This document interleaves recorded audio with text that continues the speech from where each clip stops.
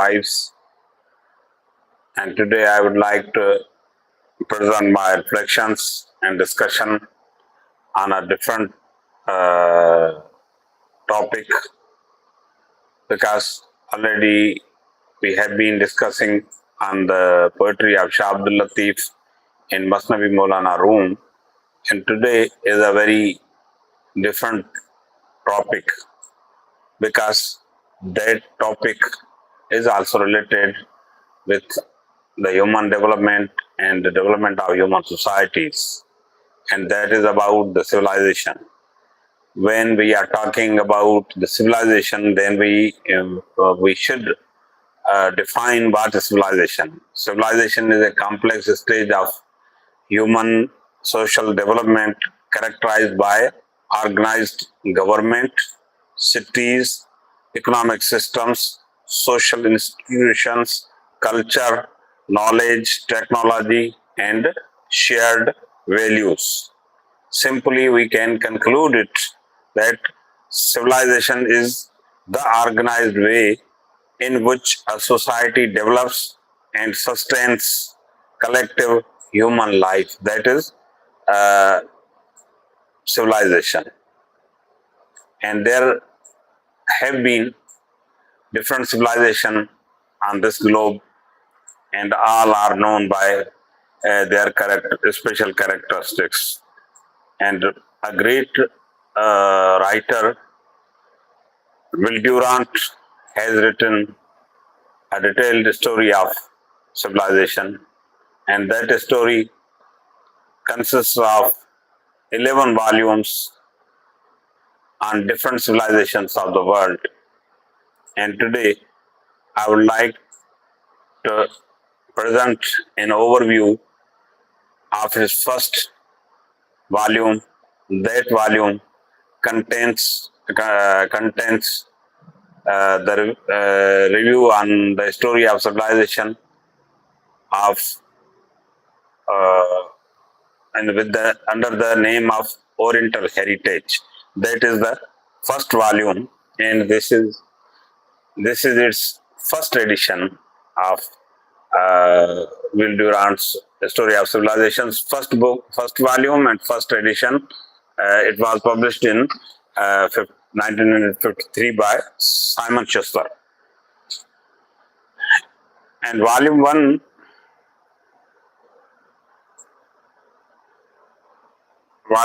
it was firstly it was published in 1935,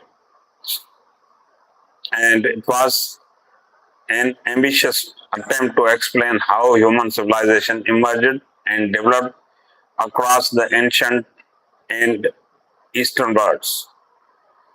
Durant examines Egypt, Mesopotamia, Persia, India, China, and Japan, connecting political history with economics, religion, philosophy, science, literature, art, family life, morality, and everyday life organization. The book is very much interesting, and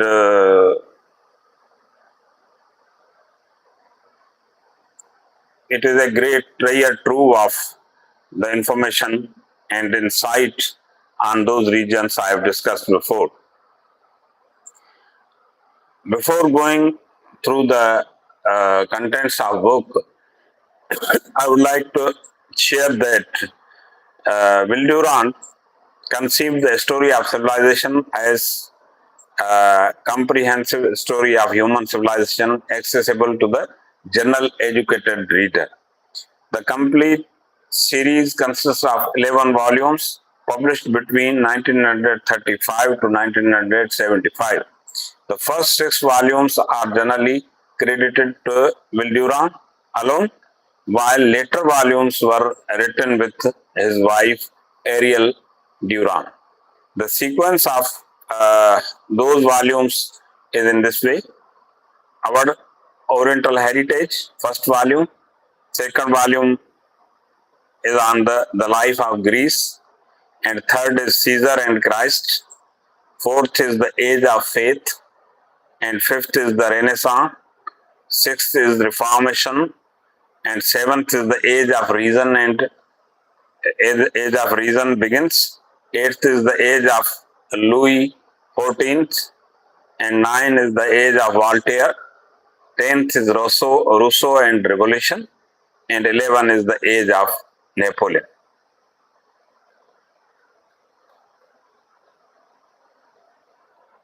Central purpose or major theme of this book was what makes civilization possible. Rather than beginning with kings, battles, and dynasties, he begins with conditions that mark organized human societies possible. This is one of the most important features of the book. He examines civilization through several interconnected dimensions as geography, climate, agriculture, food production, technology, economic organization, government, law, family, morality, religion, writing, science, literature, philosophy, and art. Durand's concept of civilization was that he is not treating it as simply political power or technological advancement. For him, civilization represents the cumulative organization of human life. Cumulative organization of human life. It involves a transition from primitive existence to the agriculture, to the surplus, to the specialization, to the government, to the law, and then moves forward to the social organization, then writing, then religion, then science, then art, then culture. This produces a central insight. Civilization is cumulative. Civilization is cumulative. So it is not being developed in any of isolation. One generation inherits institutions and knowledge from earlier generations and modifies them. Consequently, Durand views civilization as a continuity of human inheritance rather than a series of isolated historical events. The structure of this book is that introduction, the establishment of civilization, book 1, the Near East, the book 2, India and her neighbors, book 3, the Far East and Japan.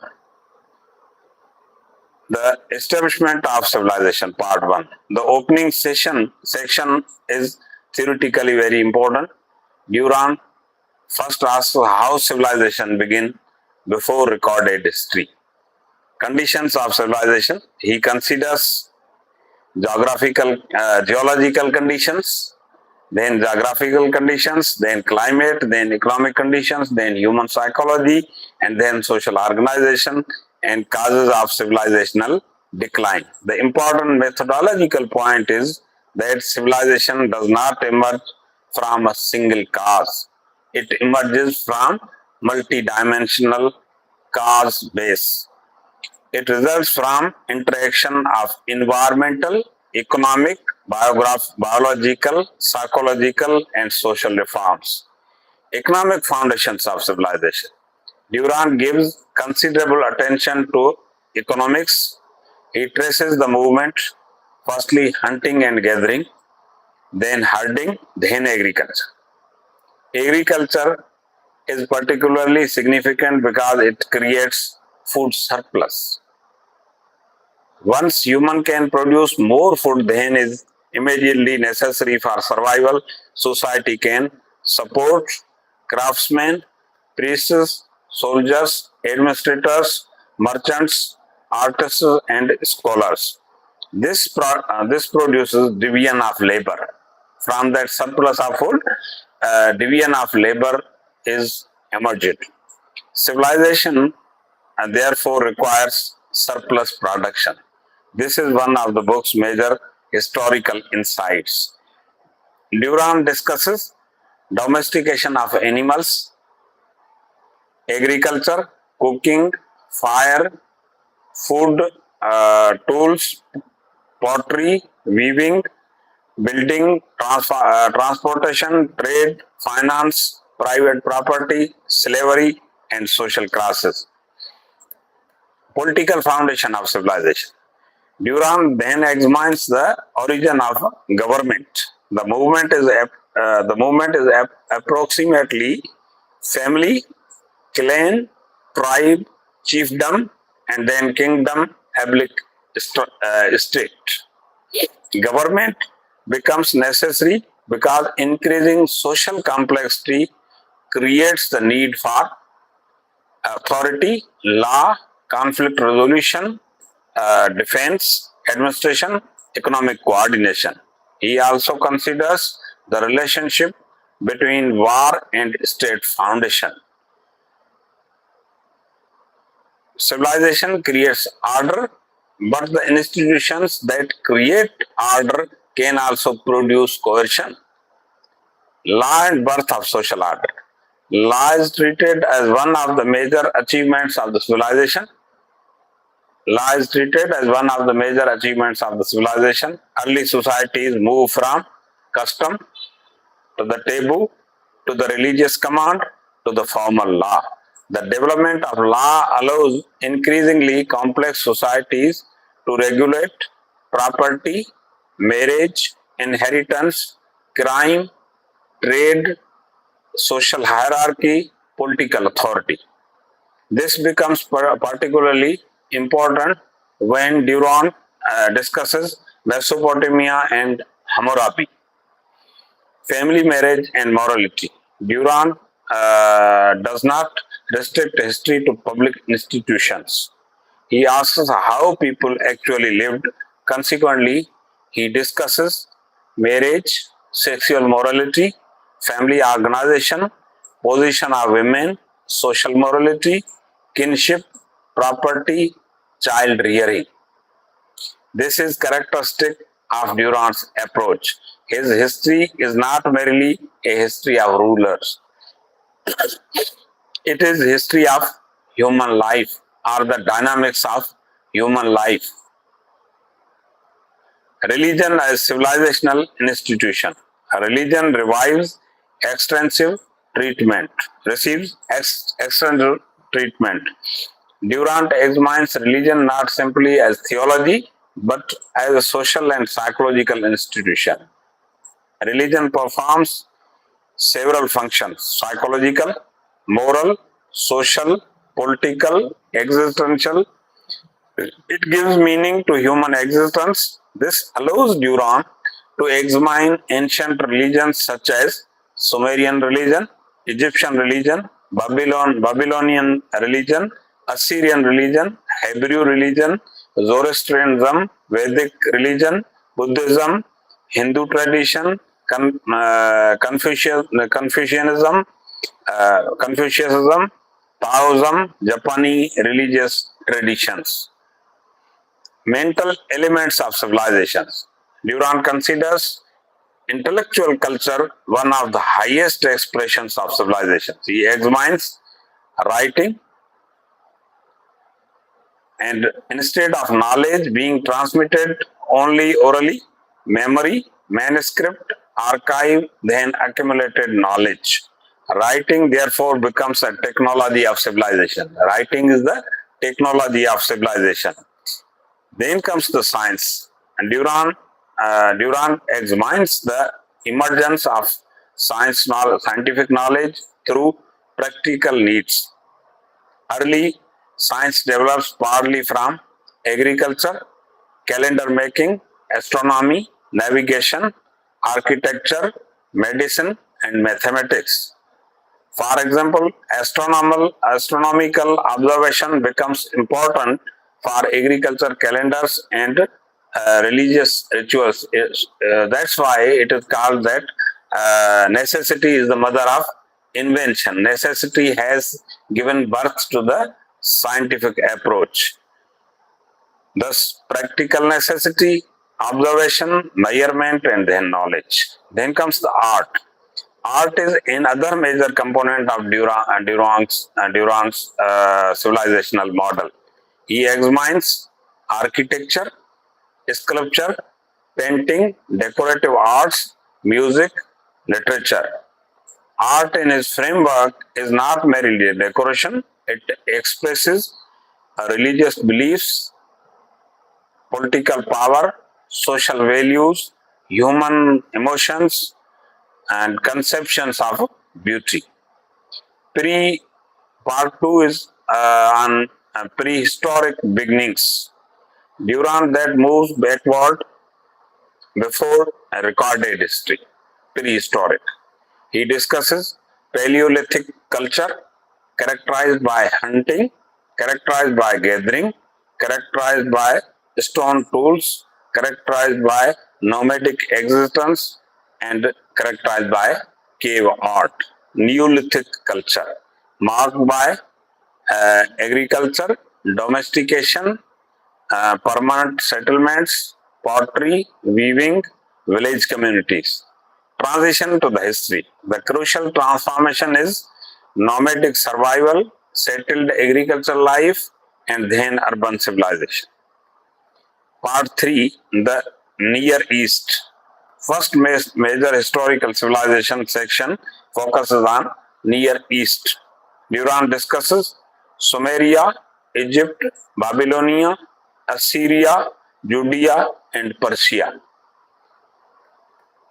The chronological scope ends with conquest of Persian Empire by Alexander. Sumeria. Sumer occupies a foundational position. Durant examines the Sumerian city-state, irrigation, agriculture and writing and temples, priesthood, kingship, trade, law, and literature. Sumer is especially important because the emergence of urban civilization and writing. However, the writing was emerged from Indus Valley civilization, and that is again a misconception about the history. The development of cuneiform becomes one of the decisive transition in human history. Although still not the Indus seals are not deciphered, so we cannot say that it was the first form of writing. Then comes the Egypt. Egypt receives extensive attention by Durant, and he examines Nile geography. River Nile. River Nile passes through 11 countries. Agriculture, pharaohs, pyramids, religion, mummification, Egyptian gods, writing, hieroglyphs, art, architecture, social organization, Egyptian morality. The Nile is central to Durant's interpretation. Geography, then agriculture, then surplus, then centralized authority, then monumental civilization. Egypt, therefore, illustrates the interaction between environment and political organization. Here again, a diversity of the approach by Durant. Babylonian civilization demonstrates the development of urban society, law, commerce, astronomy, mathematics, religion, and literature. The Code of Hammurabi becomes special significance for understanding ancient law and social hierarchy. Then Assyria. Assyria provides a contrasting model where Egypt often symbolizes centralized stability. Assyria demonstrates the relationship between military power, empire, administration, violence, imperial expansion. Durant examines Assyrian kings, military organizations, conquest, imperial administration, palace culture, literature, and decline. Judea and the Hebrew tradition. The treatment of Judea is especially significant because Durant sees the Hebrew tradition as enormously important for later Western civilization. He examines Hebrew political history, Yahweh, prophetic religion, biblical traditions, Hebrew morality, monotheism. The development of ethical monotheism becomes a major thread connecting the ancient Near East to later Jewish, Christian, and Islamic civilizations. Persia and Zoroastrianism. Persia forms the culmination of Near Eastern section. Duran examines Cyrus, Darius, Persian imperial administration, royal roads, and satrapies, and Zoroastrianism, Persian culture, imperial expansion, decline of Achaemenid Empire. The story ends with Alexander's conquest of Persia. Then part fourth is about India and her neighbors. This is one of the most substantial section of the book. The writer moves from Near East to the Indian subcontinent. The contents include foundations of India, Mohenjo-daro, Indo-Aryans, Vedic civilization, Buddha, Indian political history, social life, Hindu religious traditions, Indian philosophy, literature, art, a Christian epilogue. These themes are explicitly reflected in the book. Then Indus Valley civilization. He has treated Indus Valley civilization differently and discusses the archaeological discoveries at Mohenjo-daro and related Indus sites. These discoveries were particularly significant in early 20th century because they demonstrated the antiquity and sophistication of urban civilization in South Asia. And that civilization was started from Indus Valley civilization or Sindh. Durant considers urban planning, drainage, architecture, trade, crafts, social organization, and religion. The Indus civilization becomes evidence against simplistic assumptions that civilization developed exclusively through the civilization of Near East. Then is the chapter on Vedic India. The writer then turns to Indo-Aryan period. Important themes include Vedas, Brahmanism, caste, priestly authority, warriors, merchants, agriculture communities, and religious rituals. The caste system becomes particularly important in his discussion of Indian social organization, Hinduism, and Indian philosophy. The writer's treatment of India goes beyond political history. He examines the philosophical dimensions of Brahman, Brahma, Atma, Karma, rebirth, liberation, yoga, and Upanishad thought. The Indian intellectual tradition is presented as deeply concerned with the nature of reality and the liberation of the self. This provides a usual contrast with civilizations where philosophy develops more strongly around political ethics, natural philosophy, or civic life. Then is chapter on Buddha and Buddhism. The writer explores suffering, desire, impermanence, the middle way, ethical discipline, meditation, nirvana, monastic life, spirit of Buddhism. Then Ashoka. Ashoka represents as especially important movement in Durant's account. The transformation of Ashoka from conqueror to Buddhist ruler allows Durant to explore political power, to the moral transformation, to the religious ethics, and then imperial policy. Ashoka therefore becomes a fascinating example of relationship between politics and moral philosophy. Indian society is discussed by the writer, and he devotes considerable attention to the everyday life. He considers marriage, women, caste, family, agriculture, commerce, crafts, food, clothing, and religious practice. This supports his larger principle that civilizations must be studied not only through rulers but through the ordinary social structures of human beings. Indian literature and art.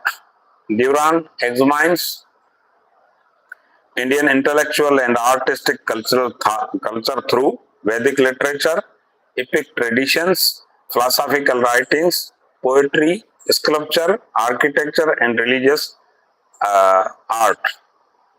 Then comes the China. The Chinese section represents another major civilizational tradition.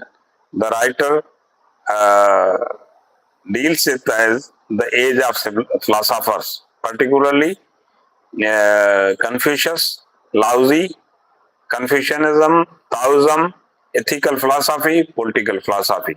The age of poets, emphasis shifts towards literary culture. The age of artists, Chinese aesthetics traditions receive attention, people and state.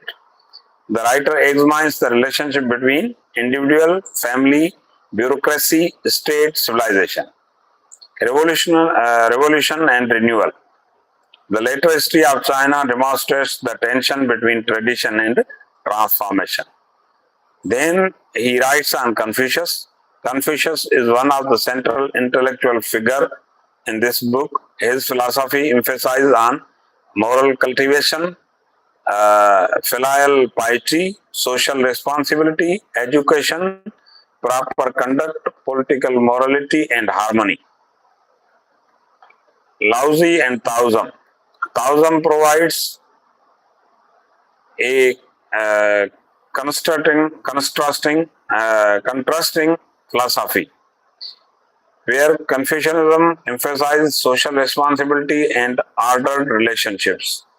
Taoist thought emphasizes on nature, simplicity, spontaneity, non-forcing, harmony, detachment from excessive social ambition. Chinese political civilization. One of Durand's major interests in the Chinese state, China demonstrates that importance of bureaucracy, education, administrative continuity, examination systems, central government, family organization, and then cultural continuity. Chinese art and literature. Durand gives significant attention to poetry, painting, calligraphy, ceramics, architecture, and philosophy in the society of China. Then part 6 is on Japan. The final major section deals with Japan, and the writer examines early Japanese history, political institutions, Shinto, Buddhism, samurai culture, feudalism, social hierarchy, Japanese aesthetics, art, literature, modernization, and then traditional Japan. Writer explores the interaction of Shinto, Buddhism, Confucianism, and feudal institutions. Then samurai and feudalism. He discusses on loyalty, honor, feudal hierarchy, military government, and discipline. This gives rise to the distinctive Japanese synthesis of politics, morality, and martial culture, modern Japan. The final section considers Japan's transformation into a modern state. The major historical problem is how does an ancient civilization respond to the modernity? Japan's experience demonstrates that modernization does not necessarily mean complete cultural abandonment. Instead, traditional culture plus selective modernization is equal to national transformation. Major themes of the entire book are: first theme is civilization is multidisciplinary. It is not singular discipline. So he says history plus economics plus politics plus religion plus philosophy plus art plus literature. However, technology and development of the technology is after his times. So he has missed it. So he sees them part of one system. And then the second theme is he says that geography matters. Rivers, climate, soil, and geographical location influence civilization. Examples are given. Nile is to Egypt, Tigris, Euphrates is Mesopotamia, Indus, South Asian urban civilization, Yellow River to the China. Geography does not mechanically determine civilization, but it establishes important constraints and opportunities. So all the civilizations have been developed on the banks of rivers or banks of the water. Third theme is agriculture is revolutionary. Agricultural revolution creates food surplus, permanent settlements, population growth, property, social classes, specialized occupations, government, and urbanization. The agriculture is one of the fundamental foundation of the civilization. Theme 4 is civilization requires specialization. When one person no longer has to produce everything needed for survival, society develops specialists. Farmer, surplus, craftsman, surplus of technology, merchant is surplus of trade, priest, religion, scribe, administration, soldier, defense, and artist, culture. The division of labor produces both cultural achievement and social inequality. Theme 5th or theme 5, civilization contains contradictions. Civilization is not in harmony. However, it has been developed through a harmonious process, but it is not in harmony, it is in contradictions. Durand does not portray civilization as pure progress. Civilization produces achievements of art, literature, science, law, philosophy, and architecture, but also problems as slavery, war, inequality, imperialism, political oppression, class divisions. This contradiction is central to Durand's understanding of history. Theme 6. Religion is both creative and institutional. Religion provides meaning, morality, social cohesion, ritual, art, political legitimacy. But institutional religion can also become associated with authority, dogmatism, hierarchy, and social control. Durand therefore treats religion historically and sociologically as well as philosophically. Theme 7 is on civilization rises and declines. Civilization is not in isolation, so it rises and declines. Why do civilizations decline? Because there are different factors that cause the decline of the civilizations, and those causes can be political corruption, economic inequality, military overextension, moral deterioration, loss of social cohesion, institutional rigidity, external invasion. Civilization is therefore dynamic rather than permanent or static. Theme 8, cultural inheritance. Perhaps the most important theme is inheritance.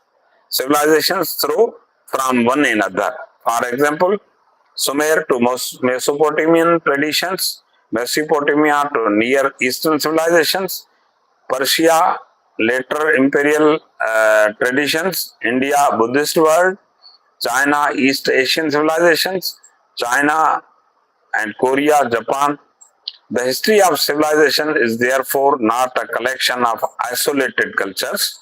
It is a network of transmission, adaptation, and transformation. So, these are three elements are important in civilization. They are transmission, adaptation, and transformation. Durand's philosophy of history is not merely writing chronologically. His deeper philosophy can be represented as human needs and then economic organization, political organization, moral religious institutions, intellectual development, art and literature, civilization, internal contradictions, decline and transformation, inheritance by subsequent civilizations. That makes our Oriental heritage both a history book and philosophical interpretation of historical development. The meaning of Oriental heritage. The title itself is important.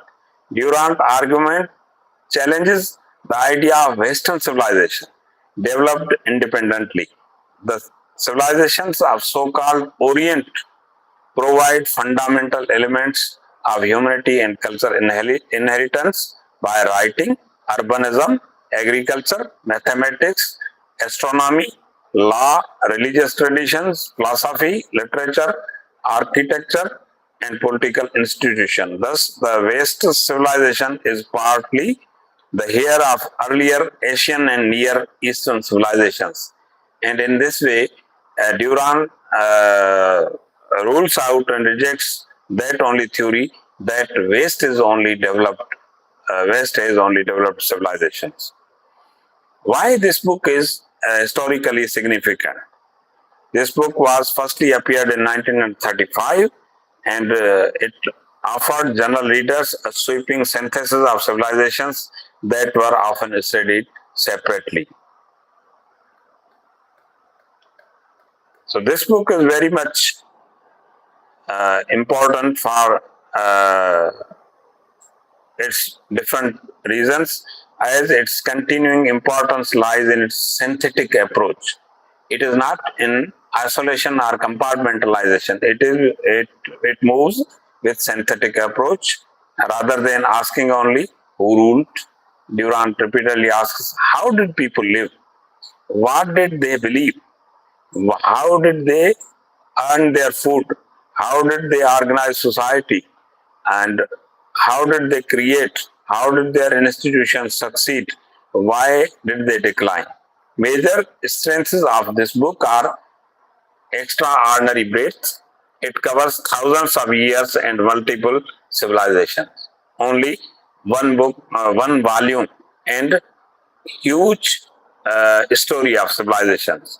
And then interdisciplinary approach. History is integrated with sociology, economics, religion, philosophy, and art. Readability. Durant writes history as narrative rather than merely presenting data. So it is very much read-friendly book. Attention to ordinary life. Comparative civilizations. Cultural rather than merely political history. The book reflects its era. It was first published in 1935. Archaeology, anthropology, linguistics, and historiography have advanced enormously since then. Those disciplines were not then available. Oriental is an historical category. The term Oriental reflects the vocabulary of early 20th century.